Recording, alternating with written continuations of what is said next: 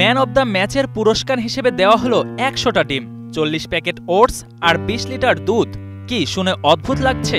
শুনতে যতই অবাক লাগুক, এমন ঘটনারই সাক্ষী হয়েছে ফুটবল বিশ্ব। তবে এই ঘটনা কিন্তু প্রথম না। এমন আয়োজন নিয়মিতই করে আসছে আর্লিং হল্যান্ডের শৈশবের ক্লাব ব্রায়েন এফকে। এর আগে ম্যাচ সেরার হাতে তুলে দেওয়া হয়েছিল আস্ত এক ভেড়ার বাচ্চা। সামাজিক যোগাযোগ মাধ্যমে ভাইরাল সেসব ছবি দেখে অবাক হচ্ছে অনেকে। কেউ কেউ সাধুবাদ জানালেও কৌতূহল জাগছে মনে। ক্লাবটি কেন এমন অদ্ভুত পুরস্কার দিচ্ছে প্লেয়ারদের? ৫.৬৫ বর্গ কিলোমিটারের ছোট্ট শহর ব্রায়েনের বাসিন্দাদের কৃষিকাজের সঙ্গে সম্পৃক্ততা অনেক পুরনো। স্থানীয় কৃষিতে দুধ, ডিম ও মাংস উৎপাদনে তাদের অবদানই সবচেয়ে বেশি।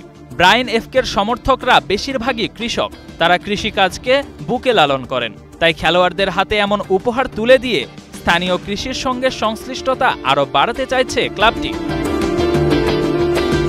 শুধু নরওয়ে নয়, ম্যাচ সেরার হাতে অদ্ভুত পুরস্কার তুলে দেওয়ার নজির আছে অন্যান্য দেশেরও। সাউথ আফ্রিকা ২০১৮ সালে প্রিমিয়ার লিগের একটি ম্যাচে ম্যাচ সেরা নির্বাচিত হওয়ার পর কেকানাওকে দেওয়া হয়েছিল ৫ জিবি মোবাইল ডাটা। আর্জেন্টিনার সুপার কাপ ফাইনালে বোকা জুনিয়র্সের বিরুদ্ধে দুর্দান্ত পারফরম্যান্সের পর রিভার প্লেটের অভিজ্ঞ গোলরক্ষক ফ্রাঙ্কো আরমানিকে বার্গার কিংয়ের দেওয়া একটি রাজমুকুট দেওয়া হয়েছিল। বাংলাদেশের ক্রীড়াঙ্গনেও আছে এমন ঘটনা।